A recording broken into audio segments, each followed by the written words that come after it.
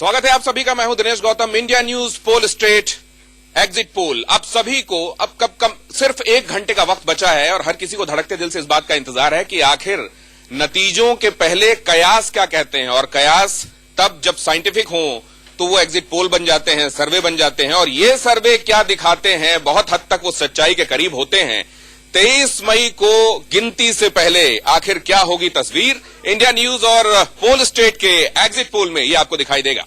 बिल्कुल, exit poll के जरिए हम आपको दिखाएंगे कि देश का मूड क्या है। नतीजे तो 23 तारीख को आने वाले हैं, लेकिन देश का मूड क्या कहता है वो हम अपने इस एग्जिट पोल के जरिए आपको बताएंगे। और अब से कुछ देर में, ठीक 1 घंटे बाद, आपको आंकड़े भी मिलने शुरू हो जाएंगे। और जो तस्वीर है सरकार की कि 2019 में दिल्ली की गद्दी तक कौन पहुंचेगा, वो तस्वीर आपके सामने एक एक करके साफ हो जाएगी। एक एक सीट का आंकड़ा हम आपको बताएंगे और वो सीट दर सीट पार्टी तक पहुंचेगा और पार्टी दर पार्टी पहुंचेगा गठबंधन तक। जी, तो फिर आखिरकार किसका गठबंधन उस जादुई आंकड़े से आगे पहुंच रहा है, या कौन सी अकेली पार्टी अपने दम पर उस जादुई आंकड़े से आगे पहुंच रही है, बहुत जल्द आपको बताएंगे। 6 बजे तक पोलिंग पूरी तरह से खत्म हो चुकी होगी। 7वां चरण, ये आखिरी चरण अभी चल रहा है, और उसके बाद हम आपके सामने एक एक करके परत दर परत ये स्थिति स्पष्ट करेंगे कि एग्जिट पोल के आकलन के मुताबिक किस पार्टी को बहुमत मिल रहा है या किसको नहीं मिल रहा। क्या हंग पार्लियामेंट जैसी कोई सिचुएशन बन रही है और ऐसी स्थिति में किसको एज मिल सकता है। और क्योंकि ये जो तमाम स्थितियां बनेंगी, इनका विश्लेषण भी करना पड़ेगा, और इस विश्लेषण के लिए चाहिए होंगी पारखी आंखें। इसके लिए हमारे साथ जुड़ेंगे खास मेहमान। पहले आपका इंट्रोडक्शन करा देता हूं मैं उनसे जो बाहर से हमारे साथ इस चर्चा में शरीक हो रहे हैं। भारतीय जनता पार्टी, जिसको डिफेंडिंग चैंपियन माना जा रहा है, नेहा जोशी जी हमारे साथ जुड़ेंगी और ये बताएंगी कि कितनी मजबूत संभावनाएं उनको नजर आ रही हैं। और इसके अलावा अर्चना शर्मा जी हमारे साथ जुड़ेंगी भारतीय जनता पार्टी, माफ कीजिए, कांग्रेस की तरफ से अपना पक्ष रखने के लिए। और आपको बीचों बीच दिखाई दे रहे हैं हमारे सहयोगी अजय शुक्ला जुड़ रहे हैं चंडीगढ़ से, और ये अपना विश्लेषण हम तक पहुंचाएंगे। और आइए अब घरातियों का परिचय करा दें हमारे साथ। उधर आपके साथ आर बालाशंकर साहब से आप शुरू करें। बिल्कुल, हमारे साथ स्टूडियो में यहां पर इस वक्त मौजूद हैं राघवन बालाशंकर जी, सीनियर जर्नलिस्ट हैं, वो हमारे साथ मौजूद रहेंगे और उनकी पारखी आंखें क्या कहती हैं इस पर हम उनसे डिस्कशन करेंगे। राघवेंद्र दुबे जी हैं, सीनियर जर्नलिस्ट, वो इस वक्त मेरे साथ स्टूडियो में मौजूद हैं। Pratap Rao ji, consulting editor, India News regional, वो इस वक्त हमारे साथ मौजूद हैं। अजीत मंडोला जी, पॉलिटिकल एडिटर हैं, इंडिया न्यूज रीजनल, वो स्टूडियो में इस वक्त हमारे साथ मौजूद हैं। Manish Awasthi ji, chief political editor, India News, वो हमारे साथ मौजूद हैं। निमेश कुमार जी, सीनियर जर्नलिस्ट, वो हमारे साथ मौजूद हैं। इसके अलावा उमाकांत लखेड़ा जी, सीनियर जर्नलिस्ट हैं, वो भी हमारे साथ स्टूडियो में मौजूद हैं। और साथ ही हम आपको बता दें और भी लगातार मेहमान हमारे साथ जुड़ेंगे। अनुराग बत्रा जी भी जुड़ गए हैं, चेयरमैन बिजनेस वर्ल्ड, वो भी हमारे साथ मौजूद रहेंगे। तो एक पूरा बड़ा पैनल है और उस बड़े पैनल की क्या राय है उस पर हम बातचीत करेंगे, क्योंकि अब से कुछ देर बाद तस्वीर आपके सामने साफ होनी शुरू हो जाएगी। क्या कहेगा आंकड़ा, वो एक एक तस्वीर हम आपके सामने पहुंचाएंगे इंडिया न्यूज पोल स्टेट के इस एग्जिट पोल के जरिए। सबसे सटीक नतीजे चुनाव से पहले, सबसे सटीक आकलन। और ये सबसे सटीक आकलन असल में लोगों के अपने आकलन क्या है, उसके बाद चलते हैं हम कि क्या कहता है इंडिया न्यूज और पोल स्टेट का ये एग्जिट पोल। आर बालाशंकर साहब, साउथ की तरफ लोगों की बड़ी निगाहें हैं और इस बार ये समझा जा रहा है कि हो सकता है चाबी वहीं किसी के पास हो सत्ता की। आप कैसे एनालाइज कर रहे हैं इस बार, क्या हो सकता है, क्या स्थिति बन सकती है? देखिए, साउथ में काफी इंटरेस्टिंग स्थिति बन रहा है। एक तो एनडीए ने बहुत कोशिश किया कि जो भी कमी यदि नॉर्थ में होगा उसको भरपाई करने के लिए उन्होंने साउथ का और नॉर्थ ईस्ट का और ईस्टर्न स्टेट्स को उन्होंने फोकस किया है। इसी प्रकार राहुल गांधी जी वायनाड में जाके इलेक्शन लड़े और उसके बाद उन्होंने साउथ के ऊपर काफी अपना ताकत झोंका है। उसके साथ साथ जैसे डीएमके का एक पूर्ण अच्छा एक इन्होंने पिछले 5 साल से उन्होंने कोशिश कर रहा था एक अच्छा गठबंधन बनाए, और इन्होंने अपने कैंपेन मोड में पिछले 5 साल से चल पाया। लेकिन भारतीय जनता पार्टी ने तो अपना एग्जिट पोल कर दिया। रोहित, उनके पास हम चल सकते हैं, नेहा जोशी के पास। नेहा, अब तो मतलब आपके जो नेता है वो पहले ही फिगर्स लेके आ रहे थे प्रेस कॉन्फ्रेंस में, एक तरीके से आधिकारिक अनाउंसमेंट हो गया उन फिगर्स का। लेकिन चलिए, आज ये लास्ट फेज कंप्लीट हो रहा है। अब क्या आप उस फिगर तक पहुंच पाए जो असल में रिफ्लेक्ट होता हुआ दिखाई देगा?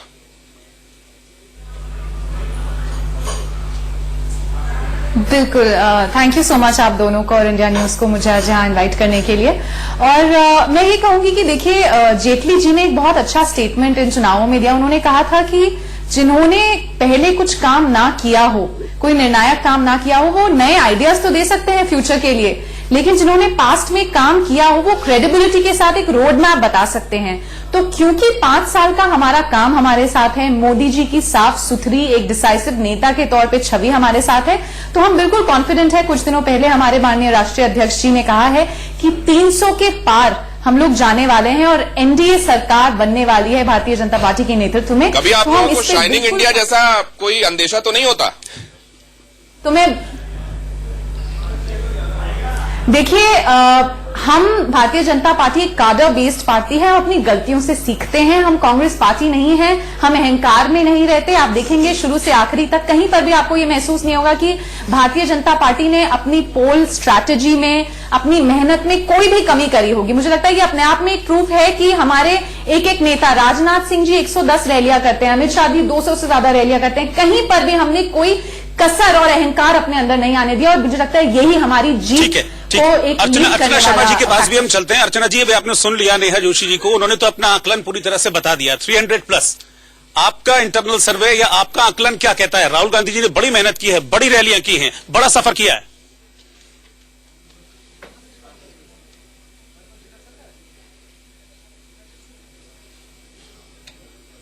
अर्चना जी से हमारा संपर्क अभी नहीं, लेकिन ऐसा लग रहा है जैसा नेहा जी कह रही थी कि जो जितनी रैली करता है उसका तात्पर्य ये होता है कि उसका अहंकार इतना कम है, उतना ही कम है, क्योंकि उन्होंने बड़े नेताओं का नाम गिनाया और साथ में ये भी बताया कि इतनी सारी रैलियां की। ठीक है, मैं यहां पर उमाकांत लखेड़ा जी के पास चलता हूं। उमाकांत जी, पार्टियां तो दोनों ही खूब दावे कर रही हैं और प्रचार में भी कोई कमी नहीं है किसी भी की तरफ से। खूब जमकर प्रचार किया, पैदल भी चले, मंदिर भी गए, हाथ भी जोड़े। अब क्या लग रहा है आपको? दावों और हकीकत के बीच में एक दुनिया बसती है, और ये एक दुनिया बसती हुई हमने देखी है 2003-4 में, जब गुजरात, राजस्थान और मध्य प्रदेश में शाइनिंग इंडिया हो रहा था। बहुत उत्साहित हो रहे थे।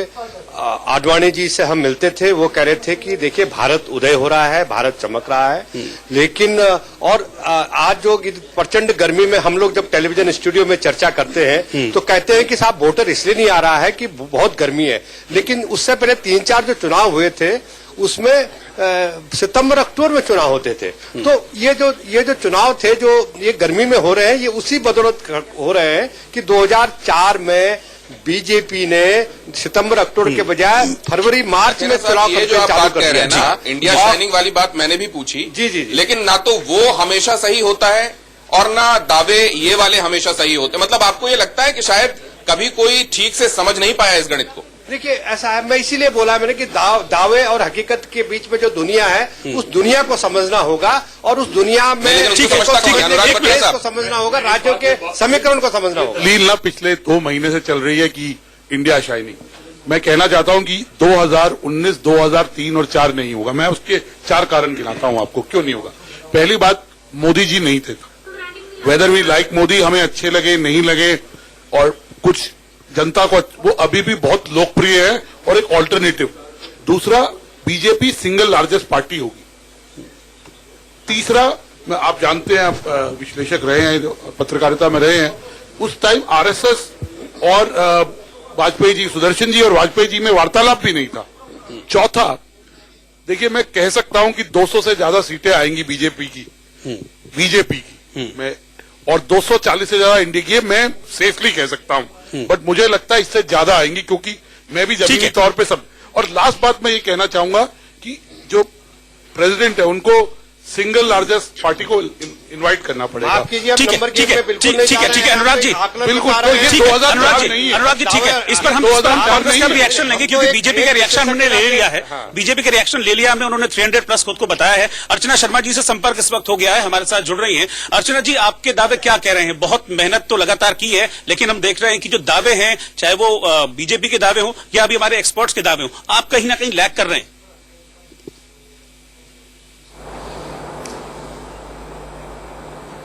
देखिए, हम दावों में कोई विश्वास नहीं रखते हैं। उसका कारण है कि हम धरातल पर बात करते हैं। अब दावे तो राजस्थान में जब अमित शाह आए थे तो अति उत्साह में 220 कहकर चले गए थे, जबकि सीट सी 200 थी। तो दावों की बात मत कीजिए, बात कीजिए धरातल पर और वास्तविकता में। अच्छा, धरातल पर बताइए कि 44 से लेकर मैजिकल फिगर तक कैसे पहुंचेंगे? धरातल पर बात करते हैं। बिल्कुल त्रस्त हो चुका है। देखिए, उससे पहुंचने के लिए बिल्कुल धरातल पर बात कर रहे हैं। उससे पहुंचने के लिए एक ही तरीका है, जनता के बीच में मौजूदगी जो हमने रखी, एक सशक्त विपक्ष जिसकी भूमिका हमने निभाई, अराजकता से व्याप्त जो वातावरण था उसमें हमने कभी पीछे हटने का काम नहीं किया। जनता को जहां हमारी आवश्यकता थी हर मोर्चे पर हम खड़े रहे। तो अर्चना जी, ये आकलन आपका क्या कहता है? क्या आप सत्ता तक पहुंचने वाली मेहनत आपने कर ली है और वो भरोसा आपने जनता का जीत लिया है, या कम से कम जो पिछली बार ये हो रहा था कि लीडर ऑफ ऑपोजिशन किसको बनाए, कम से कम वो दिक्कत नहीं रहेगी इस बार?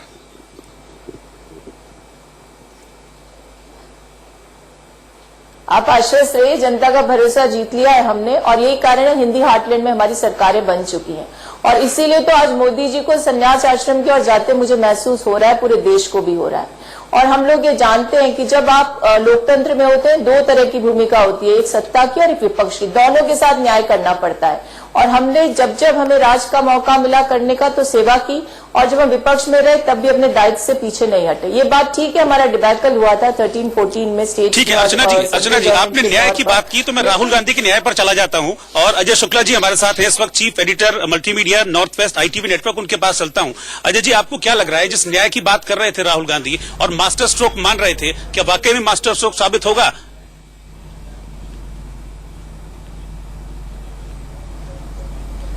देखिए, निश्चित रूप से एक चीज को आपको मानना पड़ेगा कि जो स्थिति हो गई थी भारतीय जनता पार्टी के उदय के बाद में, जो एक नए रूप में मोदी की भाजपा आई थी, उसके बाद में कांग्रेस खात्मे की तरफ चल दी थी। वो 44 सीटों पे ऐसे सिमटी थी और लग रहा था कि आगे जाकर के वो कहां स्टैंड करेगी और कहां नहीं करेगी। आज स्थिति ये है कि वो कांग्रेस इंक्रीज कर रही, हर जगह कर रही है, और उसके पीछे वजह है कि पिछले 2 साल के दौरान जो राहुल गांधी ने मेहनत की है, जिस तरह से उन्होंने एक नया रूप दिया है कांग्रेस को और अपने आप को, उसका एक फायदा मिला है। फिर ठीक है अजय जी, आपने मेहनत की बात की, चलिए हम मेहनत से जुड़ी कुछ तस्वीरें अपने यहां पर सामने रखते हैं, जो हमारे व्यूअर्स हैं उनको भी दिखाते हैं कि कितनी मेहनत हुई है। मेहनत दोनों की हम शुरुआत करते हैं, प्रधानमंत्री मोदी की मेहनत से हम शुरुआत करते हैं। मेहनत कैसे होती है राजनीति में, मेहनत कैसे होती है चुनाव में, कि आप सड़कों पर कितना चले, आपने कितनी रैलियां की। प्रधानमंत्री मोदी की मेहनत क्या कहती है वो जरा समझ लीजिए ग्राफिक्स के जरिए। प्रधानमंत्री मोदी ने प्रचार किया, बड़े जोर शोर से प्रचार किया है, कुल 142 रैलियां की हैं इस दौरान अपने इस चुनावी सफर में 2019 में बीजेपी को सफलता दिलाने के लिए। इस दौरान 4 रोड शो भी किए थे प्रधानमंत्री ने, इनमें से एक उनके अपने जो कॉन्स्टिट्यूएंसी है वाराणसी, वहां पर भी किया था। लेकिन इस दौरान में दिखाना पड़ेगा आपको राहुल गांधी के साथ दिखाना पड़ेगा, तब ये पता चलेगा। हम दिखाने वाले हैं आगे, सब चीजें हैं, सारी कंपैरिजन हम दिखाएंगे। अभी हम बता दें कि इस दौरान इन 142 रैलियों के दौरान 1,05,000 किलोमीटर की दूरी तय की है प्रधानमंत्री नरेंद्र मोदी ने, और जो रैलियां उन्होंने की 142, इसमें करीब 1.5 करोड़ लोग, यानी कि 1,50,00,000 लोग इन रैलियों में शामिल हुए। इस दौरान वो लगातार गए, ट्रेवल करते रहे, करीब 10,000 पार्टी कार्यकर्ताओं से भी उन्होंने पर्सनली मुलाकात की है प्रधानमंत्री नरेंद्र मोदी ने। और कोलकाता में जो रैली थी उनकी, उसमें तकरीबन 5 लाख लोग जुटे थे प्रधानमंत्री मोदी की। सबसे अहम बात यह कि उन्होंने अपनी प्रेस कॉन्फ्रेंस में कहा कि जो शेड्यूल मुझको दिया गया था उसमें एक भी जगह पर रैली मैंने मिस नहीं की है, और शुरू से लेकर आखिर तक जो मेरा शेड्यूल था उसको मैंने फॉलो किया है। आइए अब राहुल गांधी की रैलियां देखते हैं। राहुल गांधी की रैली हम देख लेते हैं। राहुल गांधी ने कितना प्रचार किया? 50 दिन में उन्होंने कुल 128 रैलियां की है राहुल गांधी ने इस दौरान प्रचार में। खूब ट्रेवल किया, 20 दिन वो यात्रा करने के लिए भी निकले। इस दौरान राहुल गांधी खूब पैदल भी चले हैं। 23 राज्य और 2 केंद्र शासित प्रदेशों में इस दौरान राहुल गांधी पहुंचे हैं, वहां के लोगों से इंटरैक्शन किया है, वहां पर सभाएं की है, रैलियां की हैं, और इस दौरान 1,25,000 किलोमीटर का सफर तय किया। यानी कि सफर के मामले में तो वो पीएम मोदी से आगे निकल गए हैं, और सबसे ज्यादा उन्होंने उत्तर प्रदेश में रैलियां की हैं 19। क्यों, ये बताने की जरूरत है नहीं। राहुल गांधी और नरेंद्र मोदी के बीच अगर तुलनात्मक रूप से आप देखें कि किसने बाजी मारी है, तो जरा इसको भी समझ लें। राहुल गांधी और नरेंद्र मोदी, फिगर क्या कहता है? बिल्कुल, मैं आपको बता दूं कि राहुल गांधी और नरेंद्र मोदी का अगर हम कंपैरिजन करें, रैली से हम शुरुआत करते हैं। 142 रैलियां प्रधानमंत्री नरेंद्र मोदी ने की और राहुल गांधी ने की 128 रैलियां। इस पूरे चुनाव प्रचार के दौरान प्रधानमंत्री नरेंद्र मोदी ने 1,05,000 किलोमीटर की दूरी तय की है और राहुल गांधी ने 1,25,000 किलोमीटर की दूरी इस दौरान तय की है। यूपी में पीएम ने कुल 29 रैलियां की और राहुल गांधी ने 19 रैलियां की हैं। अब इनमें से दो बातें समझनी पड़ेंगी कि एक तो ये नॉटिकल माइल्स हैं, ज्यादातर हवाई यात्राओं के दौरान तय की गई ये दूरियां हैं। दूसरी ये भी समझना पड़ेगा कि अगर आप देखें तो डिफेंडिंग चैंपियन को ज्यादा इस बात की चिंता है कि रैलियां ज्यादा हों, उनके अपीयरेंसेस ज्यादा हों और उन अपीयरेंसेस के जरिए वो अपने वोटर्स तक एक बार फिर से अप्रोच करें। और अगर ये बात है तो क्या कांग्रेस इस मामले में पीछे रह गई? क्या रैलियों से भी फर्क पड़ता है? और क्या कांग्रेस इस मामले में भारतीय जनता पार्टी से अनुराग बत्रा साहब पीछे रह गई? देखिए, पहली बात तो रैलियों में कैसे लोग आते हैं, चाहे कांग्रेस की हो चाहे भाजपा की हो, ये हम सब यहाँ जानते हैं। उसमें से मैं कहूंगा 10% लोग आते हैं नेता को सुनने, बाकी और कारणों से आते हैं जो तो रैली। और दूसरी बात मैं ये कहूंगा कि लेकिन जितने भी मेंबर ऑफ पार्लियामेंट आप दिल्ली लीजिए, सब मोदी के नाम पे वोट मांग रहे हैं, तो मोदी जी का वहां पे आना सर वो रैली वहां तो होती है, वो टेलीविजन में तमाम जगहों एक पर बात मैं दो इंडिया शाइनिंग की बात हो रही थी, एक पॉइंट रह गया। 2003-4 में सीपीएम कम्युनिस्ट 50 सीट से ऊपर थे, इस बार वो 50 सीट के आसपास भी नहीं आने वाले। तो अगर भाजपा की कम सीट भी आई, 200 से ऊपर आएंगी, वो 230 हो, 270 हो, 280 हो, और कम से कम कांग्रेस की 110 प्लस सीट आएंगी, वो अब 120 हो, 125 हो। तो जो 50 सीट है वो ऐसे सहयोगी दल है जो एनडीए के, उनके साथ नेचुरल अलाइज है, चाहे वो आज उनके अनुज अत्रे साहब भी हमारे साथ इस चर्चा में जुड़ गए हैं, कांग्रेस के सिंपैथाइजर हैं और वो भी ये देख रहे होंगे रैलियों के मामले में पीछे क्यों रह गए राहुल गांधी? नहीं, निश्चित तौर पे पीछे नहीं रह गए हैं, लेकिन बहुत अत्यधिक जो है प्रचार का जो ये माध्यम जो भारतीय जनता पार्टी और खासतौर से नरेंद्र मोदी जी ने अपनाया था, निश्चित तौर पे हम उनकी होड़ में नहीं लगे हैं, लेकिन कंस्ट्रक्टिव रैलीज की हैं और मुद्दों के आधार पर रैली की है, जुमलेबाजी नहीं की है। कांग्रेस पार्टी का यही मूल मंत्र रहा है, यही हमारा जो है आज भी मंत्र रहा है। राहुल जी बहुत ज्यादा पीछे नहीं रहे राहुल गांधी जी रैली करने में, तो ये मजबूर कर दिया फिर प्रधानमंत्री मोदी ने भी राहुल गांधी को, नहीं आपको भी उतरना पड़ेगा फील्ड में। नहीं, देखिए, जो राहुल जी ने जो रैली की तो सब प्रभावी रैली की है, लेकिन प्रधानमंत्री नरेंद्र मोदी जी ने और भारतीय जनता पार्टी ने इस बार धन बल का ये पूछा गया कि क्या मंदिरों में जाने की, चंदन लगाने की, रैलियां करने की प्रेरणा असल में मोदी जी से मिलती है क्या? नहीं, देखिए, उनसे तो प्रेरणा कोई भी नहीं ले सकता, क्योंकि जिस प्रकार से हमने 2 दिन में देखा है साहब इस पर कुछ कहना चाह रहे हैं? 2 दिन में 10 सेकंड में बात खत्म करता हूँ। जिस प्रकार से देखा है कि जो आस्था और आराधना जो निजी होता है, उसको भी किस तरह से पॉलिटाइज कर दिया। ठीक है, इस तरह का नैरेटिव नहीं, अब माइक प्लीज पास में ले जाए, फिर बोलिए। इस तरह का नैरेटिव ने डेवलप किया जाए कि राहुल बात बताइए कि एक जो राहुल गांधी जी को प्रेरणा मंदिर जाने की, उसका अपना काम, उसका व्यक्तित्व, उसका काम, उसकी ऊर्जा कई बार कंटेजियस भी होती है क्या? दूसरे लोगों पर भी उसका असर पड़ता है क्या? मैं समझा नहीं। अब मैं ये कहना चाह रहा हूं कि मोदी जी, जिनके बारे में कहा जाता है कि वो बहुत ज्यादा परिश्रम करते हैं, लोगों के लिए ये देखने के लिए भी है कि वो परिश्रम करते हैं कि नहीं, जब इस तरह का कोई व्यक्ति होता है सेंटर स्टेज में, हेल्म में, वो क्या कर रहा है, इसका असर दूसरों पे भी पड़ता है क्या? खासतौर पर तब जब आपका कॉम्पिटिटर होता है क्या? हाँ, पढ़ सकता है, पढ़ नहीं भी पढ़ सकता है क्या कि वो उतनी मेहनत करे उसको काउंटर करने के लिए? हाँ, पढ़ भी सकता है, नहीं भी पढ़ सकता है। ठीक है, लेकिन मेरा एतराज केवल यहाँ जहाँ मैं मुस्कुराया कि इस तरह के नैरेटिव के मोदी जी से प्रेरित होकर के उन्होंने मंदिर जाना शुरू किया और रैलियां शुरू की, इस पर मेरा वो जो जिस तरह से गुजरात में 29 मंदिर गए और पूरा उसमें आप देखिए, हम लगातार इंडिया न्यूज पर ये काफी दिनों से बहस कर रहे हैं कि पूरा, और आज सुबह भी जब हम लोग ही थे और आज सुबह भी इंडिया न्यूज ने इस बात को बार बार रखा लोगों के, अपने दर्शकों के सामने, कि नरेंद्र मोदी का आज बद्री केदार की जो यात्रा थी वो एक मैसेज था। तो राजनीतिक दल आज भी धार्मिक स्तर पर राजनीति कर रहे हैं। यदि प्रियंका गांधी गंगा जल का आचमन कर रही हैं, वहां पर पूजन कर रही हैं, गुजरात जाकर वो 29 मंदिर जाते हैं, भाजपा तो इसका कुछ राजनीतिक मायने हैं। मंदिर पहुंचवा दिया, जनेऊ पहनवा दिया, इसके पीछे सवाल ये है कि एक 2014 का रिजल्ट देखना पड़ेगा। एक सेकुलर स्टेट में जो हमने सेकुलरिज्म का कॉन्सेप्ट डिराइव्ड किया फ्रांस की क्रांति के बाद, उसमें यह था कि राजनीति और धर्म में एक रीजनेबल डिस्टेंस होगा और दोनों का घालमेल नहीं होगा। आप यह बताइए कि राजनीति को, अरे धर्म को, रिलीजन को, जिसको हम मानते हैं, इसको राजनीति के बाजार में और सियासी इस्तेमाल लेकिन का ट्रेंड हो जरिया गया ना ये आजकल। सबसे नहीं, पहले लेकिन किसने ये बनाया? ट्रेंड लेकिन तो हो अगर गया। ऐसा नहीं है, और अगर ऐसा नहीं है, अपील भी कर देते हैं कि जब जिसको लगे कि उसके पास कोई पॉइंट है, नेहा जोशी जी कुछ कहना चाह रही हैं। नेहा जोशी जी कुछ कहना चाह रही हैं, उनकी बात सुन सकते हैं। नेहा जी, हम बंगाल क्यों करा? नेहा जोशी कुछ कहना चाह रही हैं। नेहा जी बोलिए। सांप्रदायिक उन्माद का सबसे अधिक इस्तेमाल कौन कर रहा है? तृणमूल कांग्रेस और ममता ने मैं इतना काफी ध्रुवीकरण सारी यहाँ किया पे कि टिप्पणियां मुस्लिम सुन रही थी अपील रैलियों के बारे में, स्ट्रैटेजी के बारे में। मैं एक पॉइंट जरूर यहाँ पे बोलना चाहूंगी कि भारतीय जनता पार्टी ने एक व्यवस्थित चुनाव लड़ा है, एकजुटता के साथ चुनाव लड़ा है और संगठन की पूरी सक्रियता के साथ चुनाव लड़ा है। आप अभी कंपेयर कर रहे थे राहुल गांधी जी की रैली, प्रधानमंत्री जी ने कितनी रैली लड़ी। तो देखिए, प्रधानमंत्री जी हमारे जैसे कहते हैं एक स्टार कैंपेनर हैं, दोबारा हम उनको प्रधानमंत्री बनाने के लिए चुनाव लड़ रहे थे। लेकिन साथ साथ हमारे राष्ट्रीय अध्यक्ष, उन्होंने 161 रैलियां की हैं, राजनाथ जी ने 120 रैलियां की हैं। उसके अलावा आप हमारे बूथ स्तर तक हम हर कार्यक्रम को लेके गए। मेरा बूथ सबसे मजबूत कार्यक्रम जो हमारे युवा मोर्चा ने चलाया, मिलेनियम वोटर कार्यक्रम, हमने फर्स्ट टाइम वोटर्स को टारगेट बिल्कुल इस बात को मानते हैं, पूरी पार्टी ने मेहनत की है। लेकिन चूंकि चेहरा जो है, चूंकि चेहरा जो है, आप प्रधानमंत्री नरेंद्र मोदी के चेहरे पर चुनाव लड़ रहे हैं, कांग्रेस राहुल गांधी के चेहरे पर चुनाव लड़ रही है, इसलिए उनका जिक्र आ रहा है। बीजेपी भी नहीं है उसमें। ये तो खुद प्रधानमंत्री मोदी अपनी रैलियों में कहते हैं ना। दिल्ली में जब आए थे रैली करने के लिए तो उन्होंने कहा था कि आप वोट दे रहे हैं, लेकिन आप ये समझकर वोट दीजिए कि आप मोदी को वोट दे रहे हैं। हर जगह यही कहा है उन्होंने। उन्होंने ही नहीं, इसीलिए कैंडिडेट ने भी कहा कि आप उसमें मोदी गलत को क्या है? आप देखिए, लेकिन क्या जो लोकसभा चुनाव होता है, हमारे पास एक क्लियर कैंडिडेट है प्रधानमंत्री बनाने के लिए, तो इसमें गलत क्या है?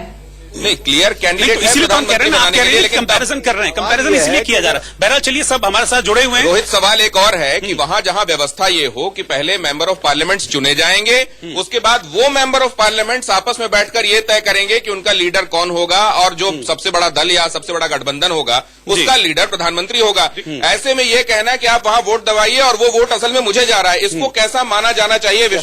विश्लेषकों से हम ये भी समझेंगे, राय लेंगे। लेकिन एक छोटा सा ब्रेक यहाँ पर लेना होगा, एक छोटा सा ब्रेक लेना होगा। पूरा पैनल हमारे साथ मौजूद है और अब आप ये समझ लीजिए कि दुनिया भी घटती जा रही है। अब से कुछ देर में जो एग्जिट पोल है उसकी तस्वीर आपके सामने होगी। लौट रहे हैं फौरन वापस, आप देखते रहे इंडिया न्यूज।